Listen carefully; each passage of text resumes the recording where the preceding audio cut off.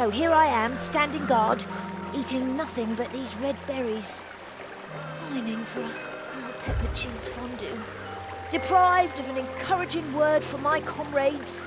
And all that just to make sure that show-offs like you can sleep in peace. So keep your hands off my berries. Interesting. I wonder if I have to give her the cheese. Alright, where's that foil? Now if I fold it like this, and then... ta-da! A pot. Oh, are you going to cook something? What is it? Let's see. Not that I need anything. I can manage all Yeah, by I could probably myself. cook the cheese. Alright,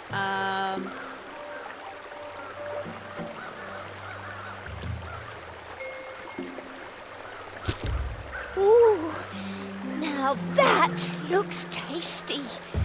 If that cheese were also seasoned right, well, I might actually be tempted. so picky. Well, I do have seasoning, actually. Ooh, oh, that smells so incredibly good. A well-peppered cheese fondue. I bet it would keep me fed for a week. Would you give me some red berries in exchange? Berries? Who needs them anyway? Take as many as you like. Awesome. Mmm, if they taste as good as they smell. By now I must have collected enough berries for 4 games at least. Alright. Looks like I have to go to the dwarf's house. I don't know if I have to change it to daylight, though. Oh. What's going on out here? What is going on out here?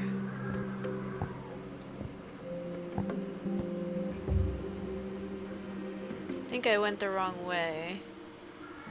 Let's go inside. Oh, he's making the juice now. Can I go out this way? I can see the waterfall out there. Can I not go? Yeah, yes I can. Alright, we're still digging up there. Tap on the beat. Perfect. Hey, juice is already coming out of the tap. Now I have beet syrup on tap. Alright, awesome. I'm assuming that I have to use the mug. A mug full of thick, sweet syrup.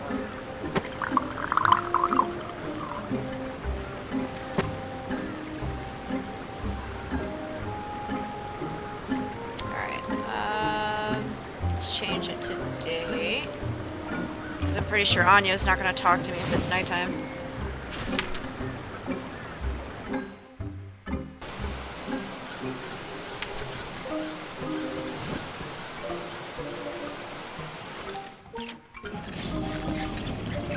Oh, he's sleeping.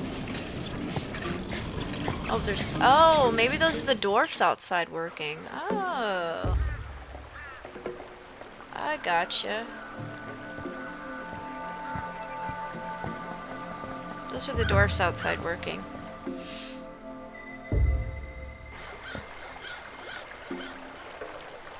There's that guy. Looks like we'll have to get our mosquito bites somewhere else then.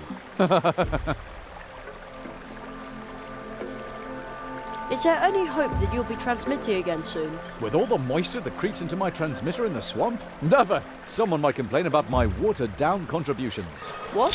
But your fans... They'll say my jokes are all wet. How will you explain to your fans that you're quitting? With damp eyes. Because everything's flooded, right? No, because it's really sunny. Oh, you can't just give up like that. I'm not giving up. Crack a nut, squirrel, as the young people say these days. No, to get me to stop broadcasting, they'll have to tie my arms, legs, mouth, and belly button. Okay. I have to be going. Let's talk to See that you stranger. soon. And remember, Swamp Radio 103.6, 5. Mole in the morning, mole at noon, and mole in the evening. Let's talk to this weird guy over here. Hard black beaks of doom hacking away at your little soul. Sometimes you just need to talk to a certain stranger to gain a bit of luck. You could use a little luck, right? A small amount of luck would be enough to help you. Huh? We have arrived. We will be the solution. Weird. Okay. Weird. Not very trustworthy figure. Alright. Let's walk back instead of using the little fast travel. Supposedly you can talk to some people if you walk back.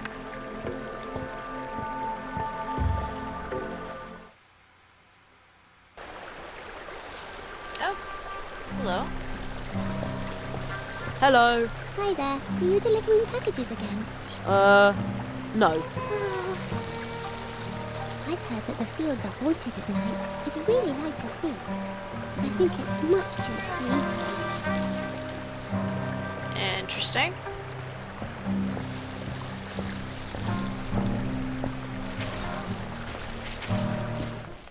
Haunted, huh? Is that weirdo again? Alright, and the cafe.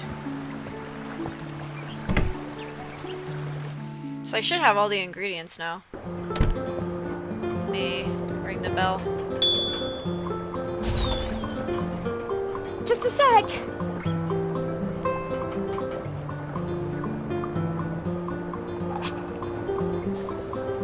Welcome back. Alright, let me try the beet syrup first. An ingredient for the cake. Thank you, my little cracker crust. All that's missing now is Okay, she's gonna make me sweet red She's gonna make me give it all and to her. then some milk and chocolate. Alright, so she's gonna make me give it all. Last time she took all of it automatically. An ingredient for the cake. Thank you, my all that's some milk and chocolate. Okay, this keg of milk. An ingredient. Thank you, my little all that chocolate. And the chocolate. That's an ingredient for the Hare family's cake. Now we have everything, Honeycomb. By tomorrow, Honeycomb. I'll bake a pancake-tastic treat, and then you can pick it up and take it to the Hare. Maybe they'll even invite you to their birthday party, my little meringue. Oh lord. Alright, so I have to go outside to change to night.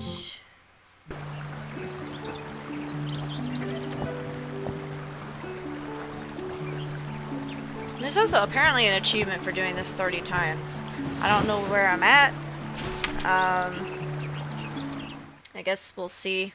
If I get close to the end of the game, we'll see if it pops or something. Because I'm not gonna sit here for like a minute just switching back and forth. Can I now go back in there now? Closed. Too bad. It looks comfy even at night. Does that mean I can go in there at night? Yeah, I guess I can.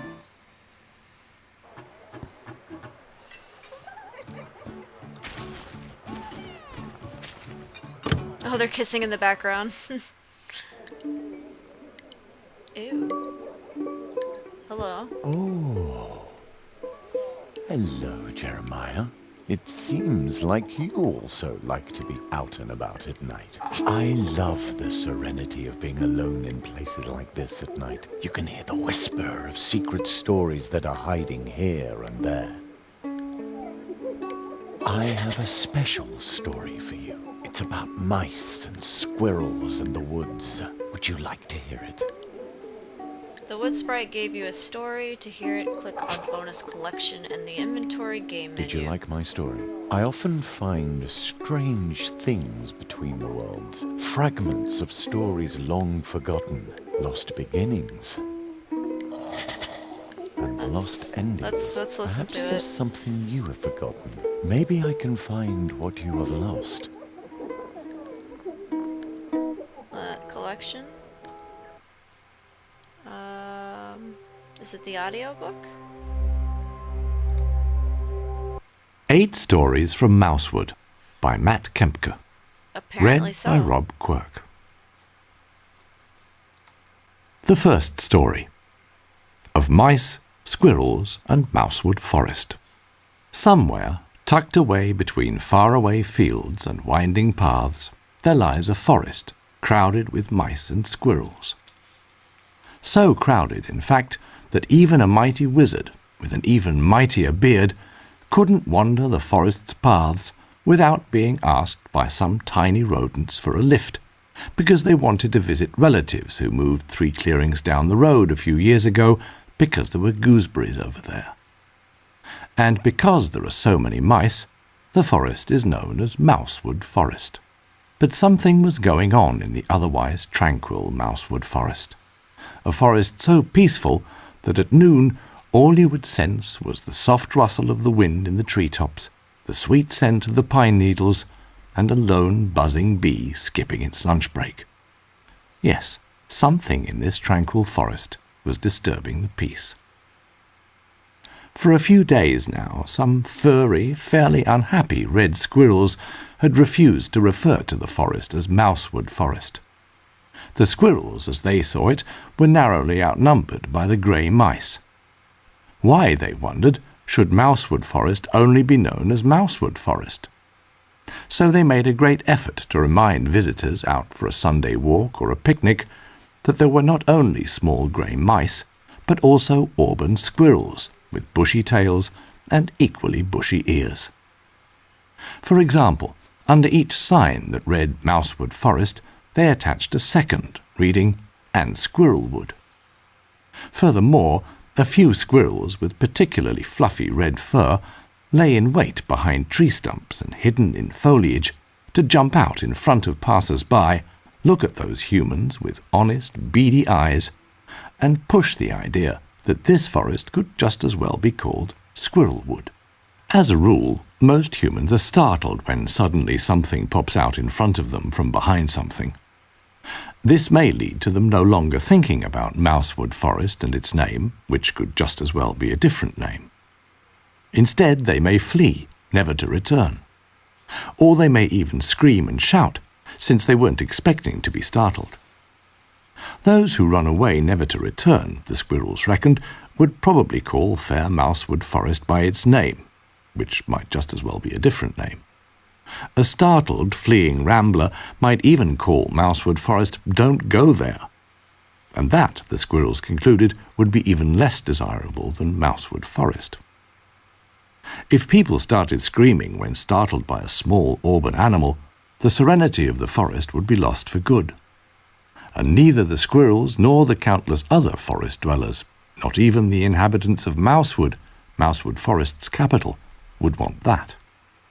For serenity in a forest is no ordinary silence, like in a boring, noiseless room, but a cacophony of many tiny, likeable sounds.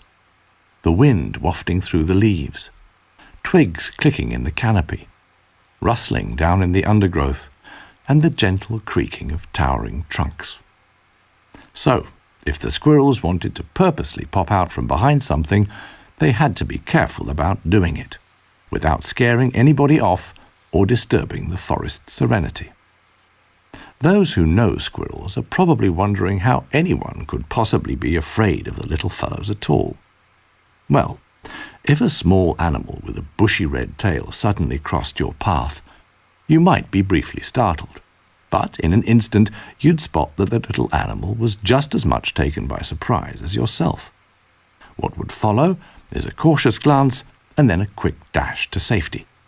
Then again, if a small animal with a bushy red tail and beady eyes leapt out in front of you when you're roaming the woods, and you happened to notice, after a fleeting moment of fright, that this squirrel was actually up to something, that it was standing in the way of somebody so much taller than itself on purpose, then such a small animal must surely be capable of anything.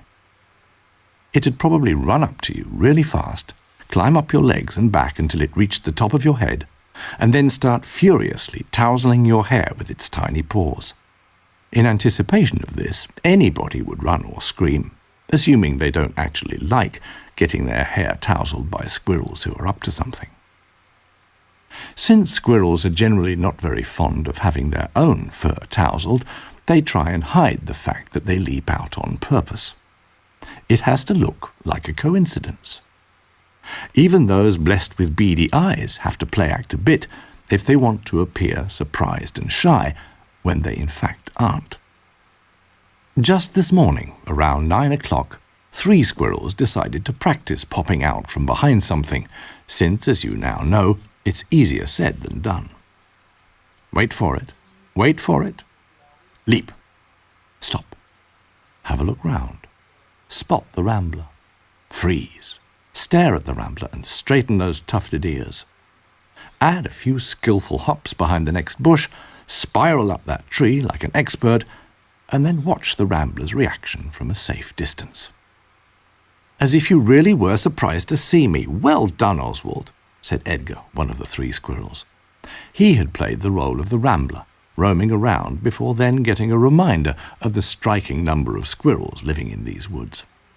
He had held a large leaf, painted with a surprised human face, in front of him to make this training exercise as real as possible. Oswald, the 2nd squirrel, climbed nimbly down the tree, while Edward, the 3rd squirrel, who had only played the role of spectator during this run, hopped out of the nearby bushes. Yeah, really good, he confirmed. Flawless, even. Looked really realistic to me. Thanks, Oswald said.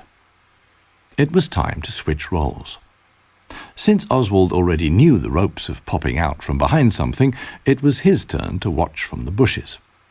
He was in an excellent position to tell Edgar, who had just played the rambler, if he was also good at popping out from behind something, or if there was anything he could improve on. Edward just had to stroll along the path and carry the leaf with a face on it in front of him. When Edgar popped out by chance and confronted Edward, the latter froze as if petrified. The leaf in his paws began to shake, as did his legs and, eventually, his squirrely tail. He seemed truly shaken. Shaken like a rambler afraid of a squirrel tousling his hair. Faced with this, Edgar completely forgot that he had to act like a shy squirrel and was supposed to scurry up the next tree. Instead, he just stared, stock still, at the face painted on the shaking leaf. Edward took his role of a startled visitor very seriously. As soon as he noticed that the animal with the red bushy tail and beady eyes that had suddenly popped out in front of him wasn't in the least bit shy or frightened, he shook even more. "Ah!" he yelled, certain that this was how somebody afraid their hair was about to be tousled would yell. He turned and ran away as fast as he could. And because he was determined to be as convincing as possible, he disappeared for a few days. After waiting for a couple of hours, Edgar and Oswald were no longer in the mood to continue their training. They sat down by a small stream running through the forest and thought. They thought about training, and about the fact that thinking about training was already a good training exercise in itself, sometimes. And then they thought about acorns and nuts. After a while, a group of mice came along the bank of the stream.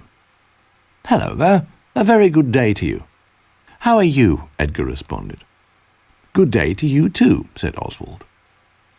One of the mice stepped forward and took a small leaf with writing on it from his rucksack. After clearing his throat, the mouse began to read aloud. "Dear Squirrels, we, the mice, know you don't really like the name Mousewood Forest. Since your kind is so numerous in this forest, it might just as well be named after you. Since noticing how much effort you put into reminding people that the forest could be named differently, we wanted to invite you to a meeting where we will consider, together with the other forest dwellers, what to do about the situation. The mouse rolled up the leaf and put it back in his rucksack. Oswald and Edgar thought briefly about what the mouse had just read to them.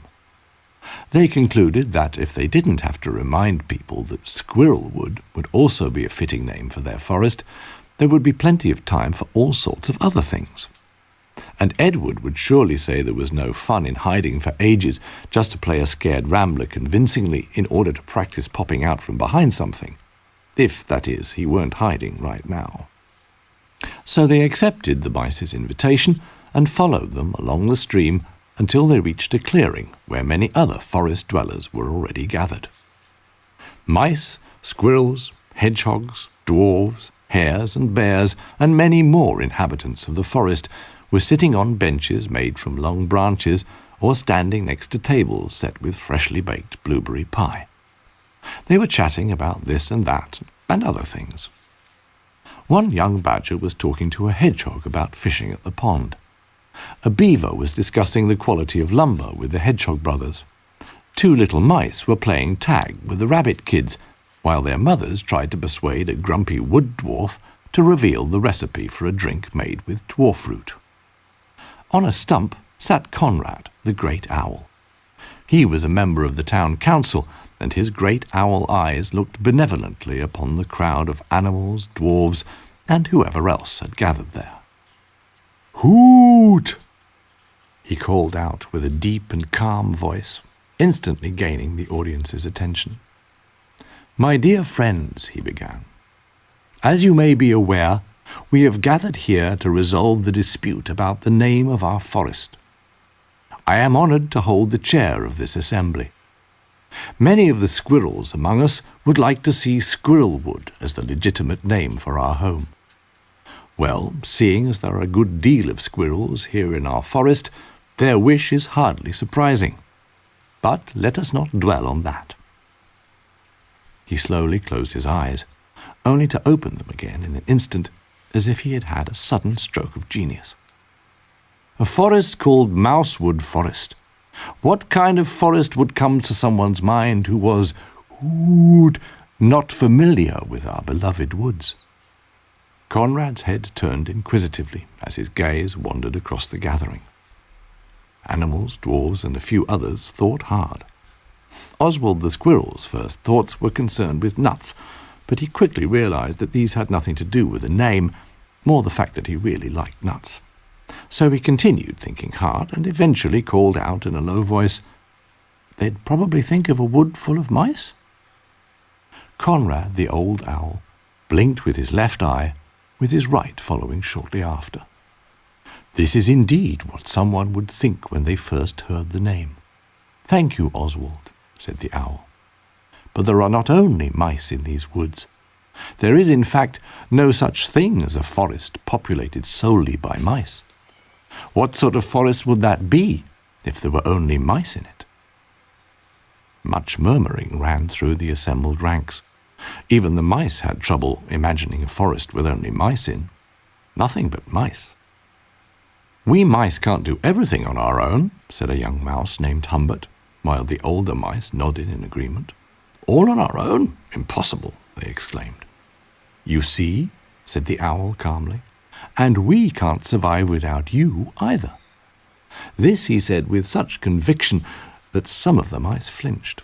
They had good reason to assume that this owl had an occasional appetite for mice, despite his wisdom and kindness.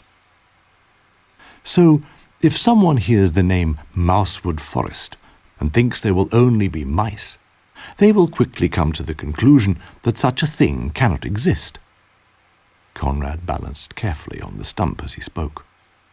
They will be aware that there must be squirrels and badgers and ants and crows and all kinds of other animals.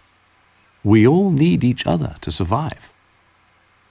"But why is Mousewood Forest called Mousewood Forest anyway?" some squirrels wanted to know, still feeling disadvantaged. A wood sprite nervously clicked some twigs. "Because, at the time this forest was named, there were a lot of mice here, as there still are today. But even if one day there are fewer mice, this forest will still be called Mousewood Forest. You can't just rename a forest, can you? Just imagine if someone wanted to visit and couldn't find us because the forest had been renamed. Woot! And the squirrels had to agree. They had grandparents who rarely visited since they lived so far away. They didn't dare think how sad it would be if they were unable to visit because they couldn't find Mousewood Forest anymore. Furthermore, Conrad continued, it would not be wise to add squirrels to the forest's name, for then we would have to add the dwarves and all the other animals as well. A name is not supposed to be a census. Woot! Just imagine the confusion that would result. The squirrels preferred to think about nuts and acorns. They were far less confusing. You see, Conrad concluded, it is not about how many of a certain kind are present, or who was here first. This forest belongs to each and every animal living in and near it. Woot! Even if it is called Mousewood Forest, no one would ever believe only mice live here. It is a name, and the point of a name is to paint part of the whole picture, perhaps part of its history. Conrad then realized that most of the animals didn't understand, so he tried to give them an example. You see, someone called Honesty does not necessarily have to be honest. If she is dishonest, she would surely not change her name. Woot! She would remain Honesty, since that is the name that was given her. The little mouse called Humbert yelled in outrage, but if she were honest, she would return her name. If she were honest, said a surly wood dwarf to Humbert, she wouldn't have to, then she could keep her name. Conrad the owl closed both eyes, before he said slowly, but with empathy and a touch of impatience, you do not, woot, change a name. You rarely do. Usually you don't. That would have to suffice. He spread his wings, performed 2 quick hops on the stump, and then, with 2 or 3 silent flaps, soared skywards. Some animals were satisfied with his explanation. Others debated whether Honesty could keep her name if she at least volunteered to return it after a single dishonesty, since that would be the honest thing to do. Others swiftly made their way home, unsettled by the huge owl circling overhead. The squirrels, Oswald and Edgar, were now looking for Edward. He had managed to hide in exactly the way someone afraid a small animal with a bushy red tail and beady black eyes would leap on his head and furiously tousle everything up there would.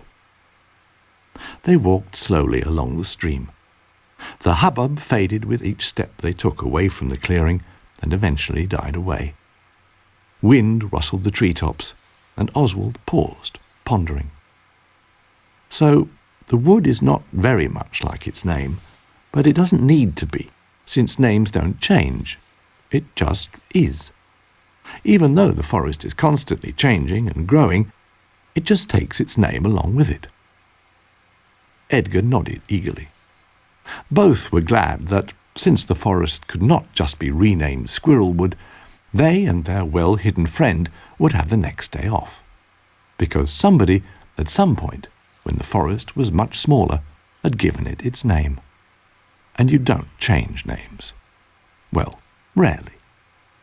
Usually, you don't.